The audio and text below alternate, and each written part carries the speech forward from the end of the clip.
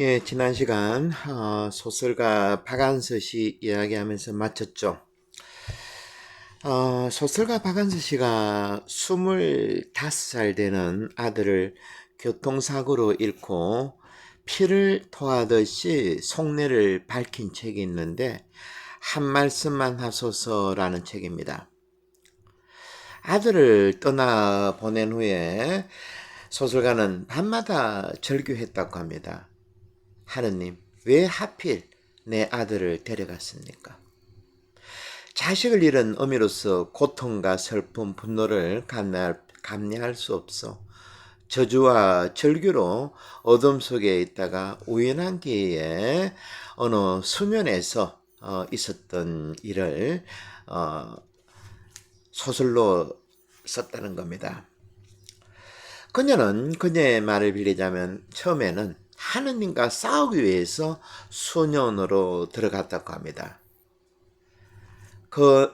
그날 저녁을 먹기 위해 식당으로 갔는데 앞자리에 그 수녀일에 새로 입회한 수녀 엄마와 자리를 같이 했다고 합니다.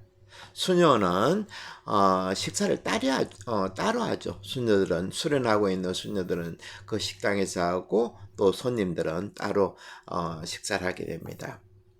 마침 그날은 수녀 엄마와 박안서 소설가가 같이 마주보고 식사를 했는데 앞에 있는 수녀 엄마가 자기 딸이 몸이 부실해서 수년 생활을 계속해야 되는지 계속 소설가에게 물어보는 겁니다.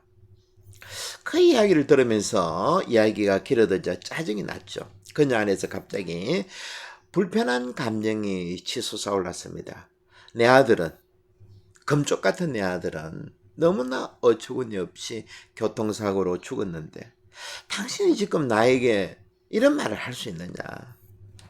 그때 식사 메뉴가 카레가 나왔다는데 소설가는 평소에 카레를 별로 안 좋아했다고 합니다. 한데 앞에 있는 수녀 엄마와 말대꾸도 하기 싫고 해서 계속 카레를 입에 집어넣은 거죠. 음식을 안 내키지만 음식을 입으로 집어넣었다고 합니다. 그러면서 자신을 보니까 자식을 먼저 보내고 혼자 살겠다고 꾸역꾸역 음식을 넣는 자신의 모습이 너무 소름 끼쳐서 음식이 소화가 안 되는 거죠. 저녁을 급히 마치고 방으로 돌아왔는데 단단히 취한 겁니다. 바깥에 소화제를 사러 가려고 했지만 수녀원은 보통 수녀들이 그 수의를 합니다. 정문을 지킵니다. 저녁에는. 그래서 수년 정문을 지키고 있는 수녀에게 자식을 먼저 보낸 엄마가 많이 먹고 소화제 사러 간다고 차마 말을 못해서 참았다고 합니다. 밤으로 서서히 시간은 깊어지지만 안에 있는 음식은 소설가의 그 속을 다 디벼 놓은 거죠. 소설가는 밤새도록 변개되고 다투하고 심지어 피까지 토하면서 자기 깊은 곳에서 솟아져 나온 소리가 있었는데 변기를 잡고 주님 한 말씀만 하소서 라는 이거는 소리도 아니고 기도도 아니고 하소연도 아니고 한 말씀만 하소서. 자기도 모르는 소리가 튀어나왔다는 겁니다. 우리 그리스도 신자들은 이 말씀을 언제 우리가 이야기를 합니까? 미사 시간에 한 말씀만 하소서. 내 영혼이 곧 나으리다. 영성체 모시기 전에 하는 말이죠. 제가 지난 시간 이어서 박안서 소설가의 이야기를 했지만은 우울증과 병, 이 세상의 고통은 어느 한 가지도 버릴 것이 없다는 겁니다. 이러한 우울증 때문에 우리는 하느님을 내 식대로 이용하지 못하는 거죠. 우리의 욕구를 채우는 수단으로 하느님을 이용하지 못하게 한다는 겁니다. 박안서 소설가도 하느님에 대해서 몰랐지만 그 수년의 짧은 며칠간 그 음식을 통해서 속이 다 뒤집어짐을 해가지고 피까지 토하면서 변기를 잡고 뭐 이것은 뭐 차마 뭐 더 이상 어떻게 말을 하겠습니까? 그죠? 라이놀드 슈나이더 말대로 우울증이 이렇게 복음의 역사를 하느님을 받아들이게 할 수 있다는 것이죠. 예, 세 번째 우울증은 주로 현대인들에게 볼 수 있는 것으로 활동성 우울증입니다. 복음에서는 루카 복음에 엠마오로 가는 두 제자에게 전형적인 활동성 우울증을 볼 수 있습니다. 루카복음 24장이죠. 예수께서 그들을 불러 세웠는데 그들은 침통한 표정을 한 채 멈췄었다 라고 성경에는 기록되어 있습니다. 그런데 그리스 원문을 보면 그들은 침울한 눈빛과 슬픈 얼굴로 멈추었었다라고 기록되어 있습니다. 그리스 말로 된 성경이 더 자세하게 표현되어 있죠. 여러분들, 제가 한 번씩 서울이나 부산의 도심가에 출퇴근 시간에 뭐 저희들은 잘 갈 일 없지만 한번 가보면 성서 작가가 표현하는 슬프고 침통한 침울한 눈빛이 바로 아침에 출근하는 젊은 사람들에게서 볼 수 있지 않나 합니다. 우리 현대인들의 전형적인 모습이죠. 생동감이란 전혀 찾아볼 수는 없는 얼굴이고 삶의 기쁨은 사라진 바로 세 번째 활동성 우울증 환자의 전형적인 모습이라는 겁니다.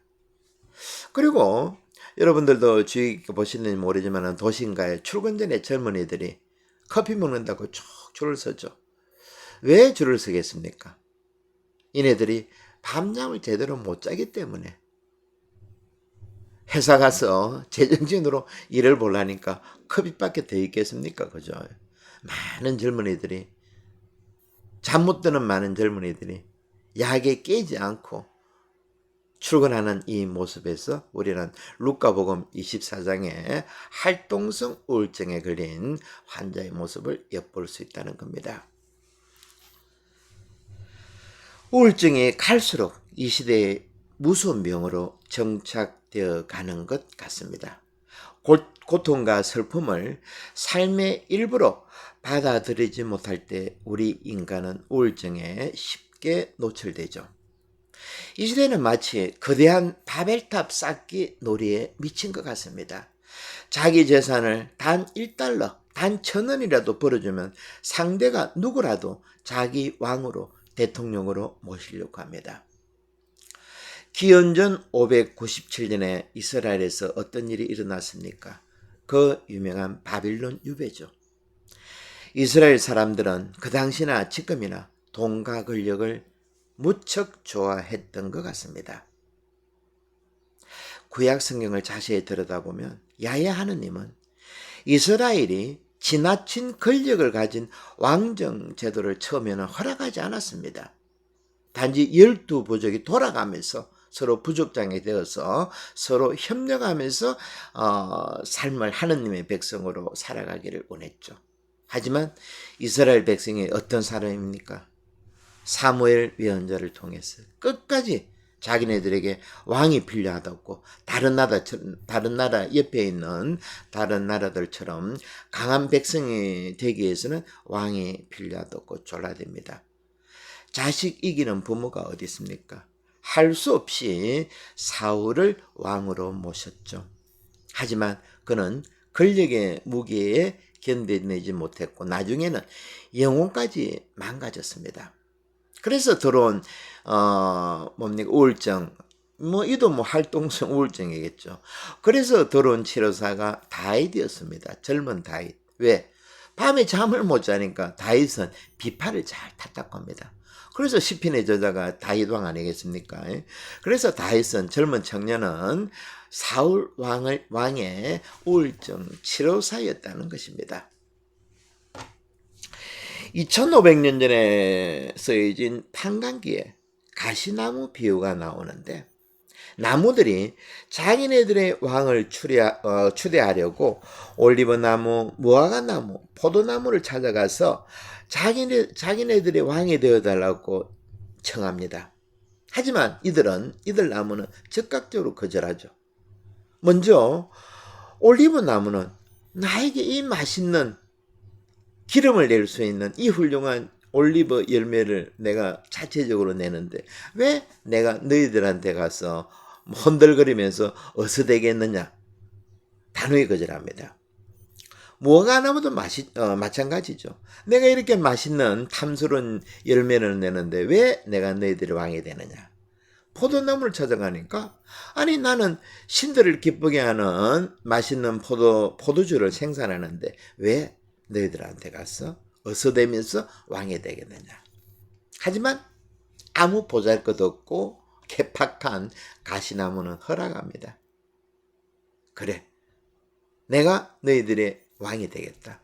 하지만 너희들이 말을 안 들으면 이 가시로 너희들을 다 태워버리겠다. 이것이 가시나무 비유인데 이 안에 우리들이 깨달아야 될 것이 많이 있죠. 벌써 수천 년이 지났건만 이 현대에서 우리들은 어떻습니까? 더욱더 강한 왕을 요구합니다. 가시나무와 같은 왕을. 그것이 아니라는 것이죠. 2500년 전이나 지금이나 인류 역사는 별 차이가 없다는 겁니다. 우리의 소중한 삶을 외부의 정치가들이나 법률가들 또 엘리트 있는 사람들에게 기대를 품어서는 안 된다는 것입니다. 내 안에 보물이 있다는 거죠. 올리브나무, 무화과나무, 포도나무처럼 내 안에 있는 그 보물을 불멸의 다이아몬드를 찾고 즐기는 것이 인생이라는 것입니다. 사실 히틀러도 대중들이 원했죠. 투표로 뽑은 사람입니다.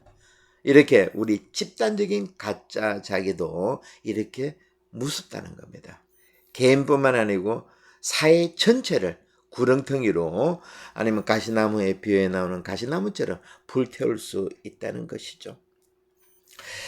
이런 인간의 속성을 어린 왕자에서 생택지 베리가 재미있게 표현했습니다. 어린 왕자의 책에 이런 말이 있습니다. 어른들은 숫자를 좋아한다. 당신이 새로 사귄 친구에 대해 어른들에게 이야기하면 그들은 본질적인 문제들에 대한 질문은 하지 않을 것이다. 부모들은 내 친구의 목소리가 어떻게 들리는지, 가장 좋아하는 운동은 무엇인지, 나비를 수집하는지, 이와 같은 질문은 절대로 하지 않는다. 대신에 우리 부모들은 그 애는 몇 살이니, 몇 명의 형제가 있는지, 체중이 얼마나 나가는지, 그 친구 아버지 수입이 얼마나 되는지, 이런 숫자들을 가지고 부모들은 새 친구에 대해서 무언가 알게 됐다고 생각한다. 우리 한국 사회는 더 하죠. 이보다 더 심하죠. 친구 아파트 평수는, 아파트 어디에 사느냐, 그리고 친구 아버지 직업은, 그리고 친구의 학교 성적은, 그리고 그 집에 자동차는 있느냐 없느냐, 말 그대로 부잣집이냐, 부모가 훌륭하냐. 사실 우리들의 기억에도 우리 시대의 사람들의 머릿속에 각인되어 있는 대사가 있습니다. 너그 아버지 뭐 하시노? 잊어버릴 수 없는 대화죠. 영화 대사로 남아 있습니다. 이런 기억은 아마 국민학교를 지냈던 우리 시대에는 해결할 수 없는 기억으로 남아 있습니다. 새학년으로 올라가면 설문조사를 반드시 했는데 집은 전세인가, 자전거가 있는가, 새빵인가, TV가 있는가, 전화가 있는가. 아마 질문이 수십 개 되었던 것 같은데 제가 이 나이가 돼서도 이해가 안 됩니다. 왜 학교에서 교사들이 학생들을 철없는 순진무구한 애들에게 이런 설문조사를 했는지. 우리나라는 전쟁이 끝나고 오직 경제개발만이 최고의 가치로 부각되었죠. 이런 상황을 가장 좋아하는 것이 가짜작입니다. 집단적인 애고라는 것이죠.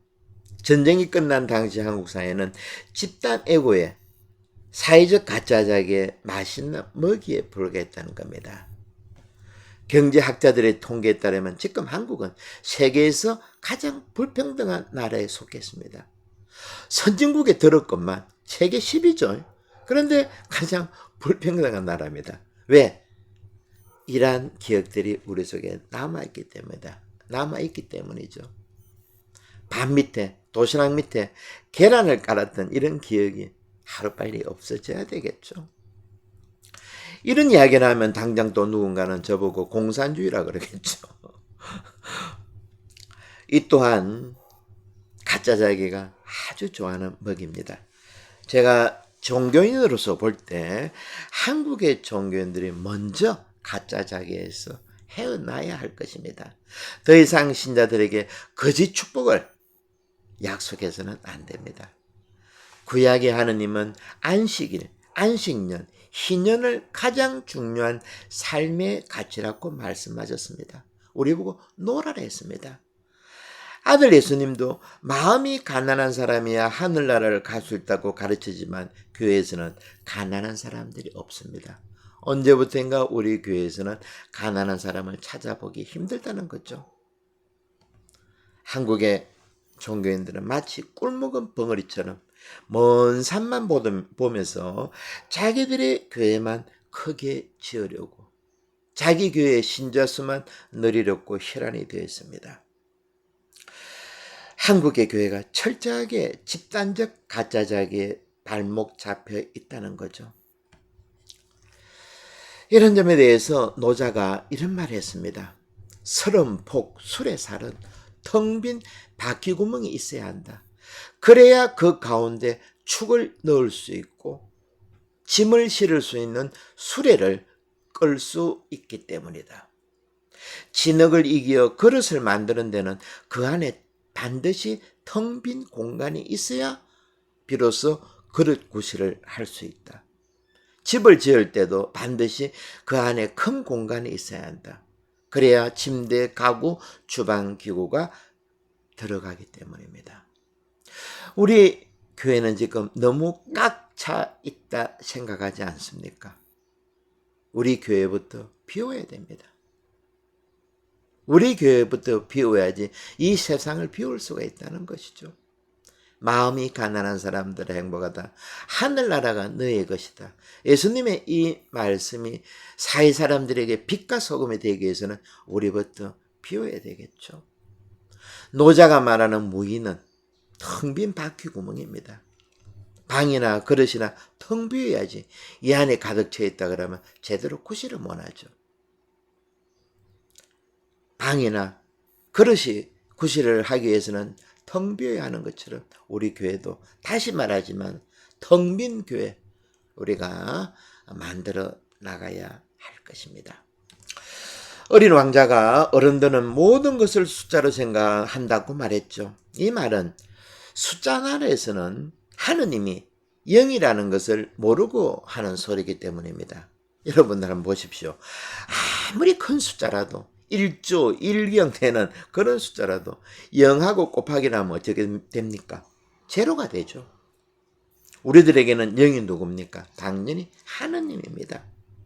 그래서 예수님은 너희가 나의 제자가 되려면 가서 너희 재산을 다 팔아 가난한 사람들에게 나누어 주고 나를 따라야 한다라는 이런 말씀.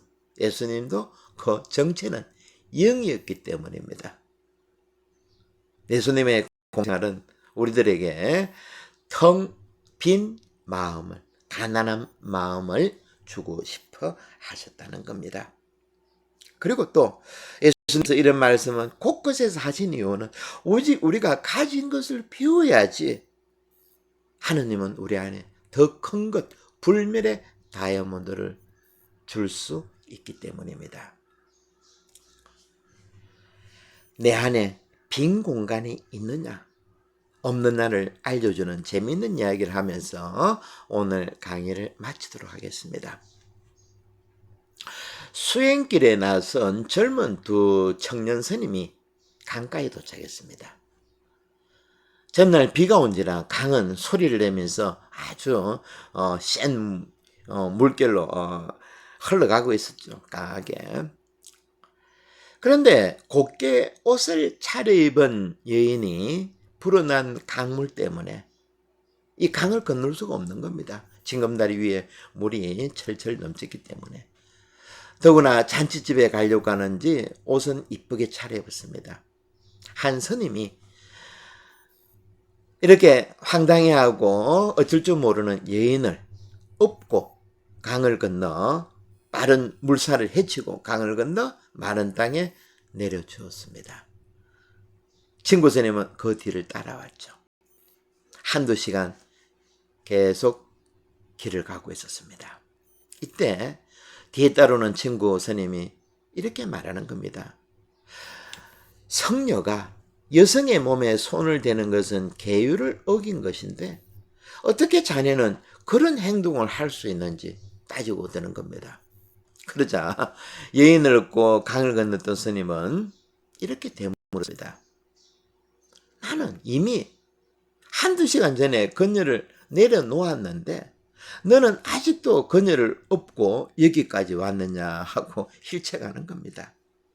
여러분, 오늘 하루 우리 마음은 이런 식으로 우리가 만들어 놓은 어떤 그 상상의 생각에 가짜작에 의한 헛된 망상으로 가득 채워져 있지 않은지 이런 점들을 한번 찾아보는 시간을 갖도록 해야겠습니다. 예.